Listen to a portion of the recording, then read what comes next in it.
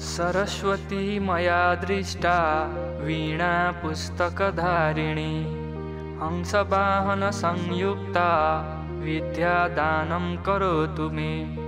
प्रथमं भारती नाम द्वितीयं च सरस्वती तृतीयं शारदा देवी चतुर्थं हंसवाहिनी पंचमं तु जगन्माता षष्ठं वागीश्वरी तथा सप्तमं चैव कौमारी अष्टमं वरदायिनी नवमं बुद्धिदात्री च दशमं ब्रह्मचारिणी एकादशं चन्द्रघण्टा द्वादशं भुवनेश्वरी द्वादशैतानि नामानि त्रिसन्ध्यं य पठेन्नरः जिह्वाग्रे वसते तस्य ब्रह्मरूपा सरस्वती।